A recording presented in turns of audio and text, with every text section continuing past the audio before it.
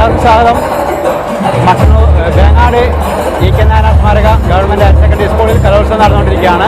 നമുക്കെല്ലാം അറിയുന്ന പോലെ കഴിഞ്ഞ തവണ മട്ടന്നൂർ ഹയർ സെക്കൻഡറി സ്കൂളിലായിരുന്നു കലോത്സവം നടന്നത്. ഏറ്റവും മനോഹരമായ രീതിയിലുള്ള പ്രവർത്തനങ്ങളാണ് അന്ന് മട്ടന്നൂർ ഹയർ സെക്കൻഡറി സ്കൂളിൽ കഴിഞ്ഞ വർഷം ഉണ്ടായിരുന്നത്.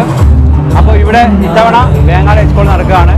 പക്ഷേ ഒരു ഗ്രാമപ്രദേശത്തേക്ക് എത്തിയിരിക്കുകയാണ്. സ്കൂൾ മാനേജർ കൃഷ്ണകുമാർ കാണാത്ത നമ്മളോടൊപ്പം ഉണ്ട്. എങ്ങനെയാണ് ഈ ഗ്രാമീണ മേഖലയിൽ കലോത്സവം വന്നപ്പോൾ ആളുകൾ കാണുന്നത്? എങ്ങനെ? നമ്മൾ മുൻവർഷം നമ്മുടെ വിദ്യാലയത്തിലായിരുന്നു. ഈ ഉദ്ഘാടന ദിവസം മുതൽ നമ്മളിവിടെ ഉണ്ട്. എല്ലാ ദിവസവും നമ്മുടെ നൂറുകണക്കിന് വിദ്യാർത്ഥികളും അധ്യാപകരും പല പരിപാടികളും പങ്കെടുത്തുകൊണ്ടിരിക്കുകയാണ്. ഇന്ന് സമാപന ദിവസമാണ്. വലിയ പ്രതീക്ഷയിലാണ് നമ്മളുള്ളത്. ബാബു ചോദിച്ചൊരു ചോദ്യത്തിന് മറുപടിയായിട്ട് പറയാനുള്ളത്, വേങ്ങാട് ഒരു ഗ്രാമീണ പശ്ചാത്തലമുള്ള ഒരു സ്ഥലമാണ്. സർക്കാർ വിദ്യാലയമാണ്. സ്ഥലപരിമിതിയുണ്ട്, പക്ഷേ നല്ല പങ്കാളിത്തമാണ്.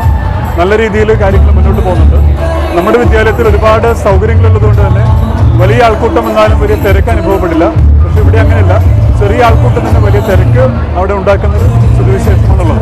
അതാണ് സംഭവം. ഗംഭീരമായി നടക്കുന്നതിലാണ് ഇപ്പോൾ നമ്മുടെ ഹൈസ്കൂൾ മാനേജ്മെൻറ്റിൻ്റെ പ്രതിനിധികളുടെ ബിനോദനും ഇസ്മാരാജിക്ക വിജയുടെ പിന്നെ പി ടി എ മുൻ പ്രസിഡന്റ് ശ്രീധരനൊക്കെ ഉണ്ട്.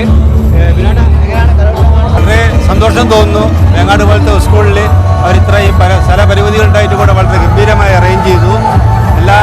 നല്ല വിജയം എല്ലാ സ്കൂളിലും കിട്ടട്ടെ എന്ന് ആഗ്രഹിക്കുന്നു. പരിപാടി വളരെ ഗംഭീരമായി. നേരത്തെ നമ്മുടെ സ്കൂളായിരുന്നു നടന്നത്. ഇന്നിവിടെ വളരെ ഗംഭീരമായിട്ട് നടക്കുന്ന ആശംസകൾ. ഞാൻ രണ്ടാമത്തെ ദിവസമാണ് ഇവിടെ എത്തിയിട്ടുള്ളത്. വളരെ പരിമിതമായ സൗകര്യമുള്ളിടത്ത് നല്ല ഗംഭീരമായ രീതിയിൽ തന്നെ പരിപാടി മുന്നോട്ട് പോയിക്കൊണ്ടിരിക്കുന്നു. എല്ലാവിധ ആശംസകളും.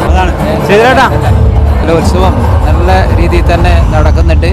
ഗവൺമെൻറ് സ്കൂൾ എന്ന നിലക്ക് നല്ല രീതിയിൽ തന്നെയാണ് നടക്കുന്നത്. ചെറിയ ദിവസം കൊണ്ട് ഭംഗിയായി നടത്താൻ സാധിച്ചിട്ടുണ്ട്. നമ്മുടെ നാട്ടുകാരുടെ ഒരു ഉത്സവമായിട്ട് തന്നെയാണ് ഈ കലോത്സവം നടക്കുന്നത്. അതാണ് സംഭവം. അപ്പോൾ ബേക്കറി ഇപ്പം നിങ്ങൾ കാണുന്നുണ്ടാവും പിറകിൽ ട്രോഫികളൊക്കെ ഇങ്ങനെ നിരന്ന് നിൽക്കുകയാണ്. അത് ഏതൊക്കെ വിദ്യാലയങ്ങളിലുള്ള ഏതൊക്കെ കുട്ടികൾ കൊണ്ടുപോകുന്ന അറിയില്ല. 83 വിദ്യാലയങ്ങളിലെ 5000-ഓളം മത്സരാർത്ഥികളാണ് ഇവിടെ മാറ്റിവെക്കുന്നത്. അതിൽ നിന്ന് വിജയികളെ കാത്ത് ഇങ്ങനെ ട്രോഫി പിറകിൽ നിൽക്കുകയാണ്. മത്സരിക്കുക, വിജയിക്കുക എന്നതിനപ്പുറത്ത് ഒരു അവസരം ഉണ്ടാവുക എന്നതാണ് ഏറ്റവും പ്രധാനപ്പെട്ട ഘടകം. അത് മനോഹരമായ രീതിയിൽ അതിൻ്റെ സംഘാടനം നടന്നു എന്നുള്ളതാണ് ഏറ്റവും വലിയ പ്രത്യേകത എന്ന് പറയുന്നത്. അപ്പോൾ ഈ കലോത്സവം ഇത്രയും സൗന്ദര്യപൂർണ്ണമാക്കിയതിന് നമ്മുടെ ഈ മട്ടന്നൂർ ഹയർ സെക്കൻഡറി സ്കൂളിൻ്റെ എല്ലാവിധ ആശംസകളും നേർന്നുണ്ട്. നമുക്ക് സംഘാടകർക്ക് എല്ലാ ആശംസകളും എല്ലാ വിദ്യാർത്ഥികൾക്കും സംഘാടകർക്ക് എല്ലാവർക്കും എല്ലാ ആശംസകളും നേരെയാണ്. അപ്പോൾ വീണ്ടും മറ്റൊരു കാണാം. സത്യം പറഞ്ഞ ടോപ്പ് എത്തിയപ്പോഴാണ് എനിക്കൊരു ആശ്വാസമായത്. എന്ത് രസമായിട്ടാ ഒക്കെ ഒരുക്കിയിരിക്കണേ. ഷോറൂം എന്നൊക്കെ പറഞ്ഞാൽ ഇങ്ങനെ ഇരിക്കണം. Simple and elegant. കറക്റ്റ്. അവിടുത്തെ ഓരോ ആഭരണങ്ങളും പോലെ അല്ലേ അമ്മ? അപ്പോ മോൾക്ക് മൊത്തത്തിൽ ഇഷ്ടമായിന്നാണ് അർത്ഥം അല്ലേ? എന്തോ ഒരു സംശയം.